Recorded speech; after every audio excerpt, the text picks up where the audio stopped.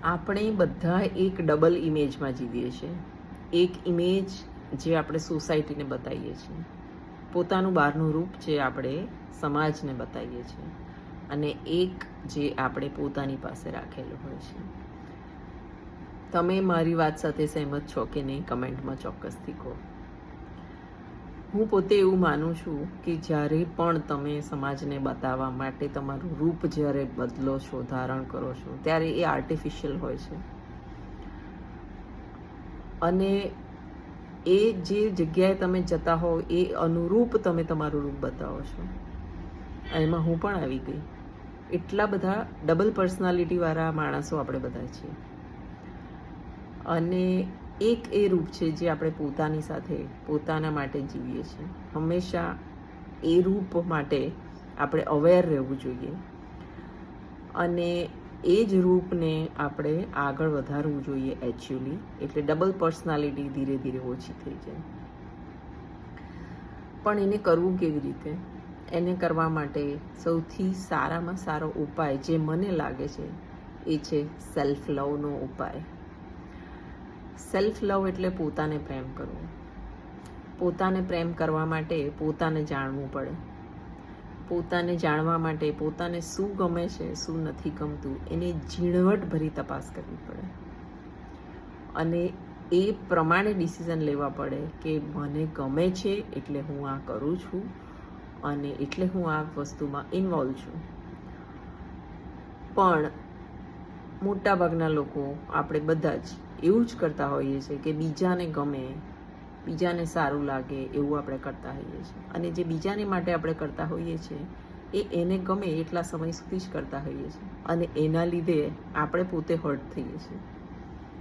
પોતાને દુઃખ આપીને પણ આપણે બીજાને સારું કરવા માટે, એટલે બીજો કે એવું પોતાનું વર્તન બદલીએ છીએ, એટલે આપણે દુઃખી થઈએ છીએ. હું એવું નથી કહેતી કે બીજાને મદદ નથી કરવાની, ડોન્ટ ટેક મી રોંગ. બીજાને તો હંમેશા મદદ કરવાની જ છે. પણ બીજાને કારણે તમે જે પોતાને દુઃખ આપો છો એ સમજવાની વાત છે. બીજાને માટે આપણે આપણી પર્સનાલિટી બદલીએ છીએ અને બીજાના માટે આપણે બધું કરીએ છીએ, પણ એટ ધ એન્ડ આપણે અંદરથી એટલા ખુશ નથી રહી શકતા. તો આજે સેલ્ફ લવ માટે ઘણા બધા લોકો કહે છે કે સેલ્ફ લવ એટલે પોતાને પ્રેમ કરો. પોતાને શું ગમે છે,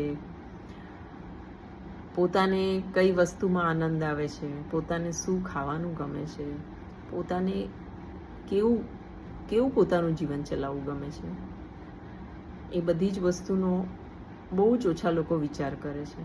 અને જ્યાં સુધી તમારામાં સેલ્ફ લવ નહીં હોય ત્યાં સુધી લો ઓફ એટ્રેક્શન કામ નહીં કરે. એટલા માટે કામ નહીં કરે કેમ કે તમે અંદરથી ખાલી છો.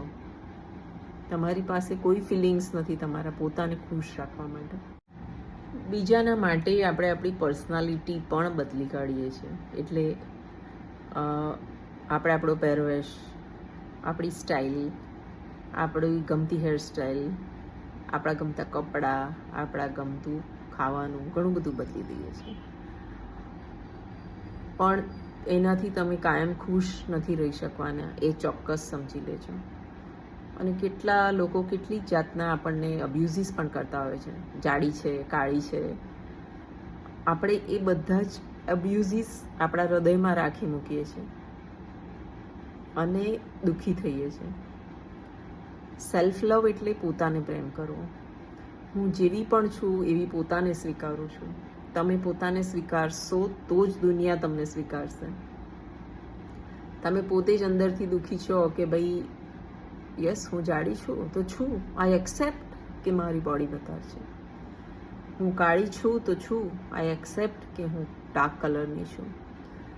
Acceptance is very important. એટલે તમે પોતાને પ્રેમ કરો. તમે જેવા છો, તમે જેવું પણ તમારા મા બાપે તમને રૂપ, શરીર આપ્યું છે એને તમે પ્રેમ કરો. જ્યારે તમે એ સેલ્ફ લવથી પૂરેપૂરા ભરાઈ જશો ને, તમારું હૃદય ભરાઈ જશે ને, ત્યારે તમારું હૃદય તૈયાર થશે લો ઓફ એટ્રેક્શન માટે. ત્યારે તમે કોઈ બીજી વસ્તુ મેળવી શકશો. જ્યાં સુધી તમે પોતે જ અધૂરા હશો તો તમે કશું નહીં મેળવી શકો. કોઈ પણ વસ્તુ તમે કામમાં નહીં આવે. અને એટલા માટે જ પોતાને લવ કરતો લવ લેટર પણ લખવો જોઈએ, સેલ્ફ લવ લેટર. પોતાને સંબોધીને લેટર લખવાનો. માય ડિયર નૈમિષા, હું તને ખૂબ પ્રેમ કરું છું. મને તારી બધી જ વાત ગમે છે. તું જેવી પણ છે એવી તને હું એક્સેપ્ટ કરું છું. તને બીજાની સાથે ઝઘડો કરવો ગમે છે તો પણ હું તને એક્સેપ્ટ કરું છું. તને રસોઈ બનાવવાનો કંટાળો આવે છે તો પણ હું તને એક્સેપ્ટ કરું છું. તને સવારે ઉઠીને પેપર 1 કલાક વાંચવું ગમે છે એ પણ હું તને એક્સેપ્ટ કરું છું. તને ફરવા જવું ગમે છે એ પણ હું તને એક્સેપ્ટ કરું છું. એવી રીતે પોતાનામાં જે પણ ખરાબ અને સારી બંને ટેવ જે પણ હોય, આપણે બધા જ જાણતા જ હોઈએ છીએ કે મારામાં કઈ ખરાબ ટેવ છે, મારામાં કઈ સારી ટેવ છે. એ દરેક વસ્તુને સંબોધીને તમારે સેલ્ફ લેટર લખવાનો છે. I love you as you are. અને સેલ્ફ લવ લેટરની એટલી બધી તાકાત છે કે તમારું હૃદય પોચું થશે, કોમળ થશે અને ત્યારે જ એ કોઈ પણ વસ્તુને એટ્રેક્ટ કરવા માટે તૈયાર થશે. જો તમને આ માહિતી યુઝફુલ લાગી હોય તો પ્લીઝ શેર કરજો અને ચેનલને સબસ્ક્રાઈબ કરજો. ફરી મળીશું એક નવા કોન્સેપ્ટ સાથે. ત્યાં સુધી આવજો.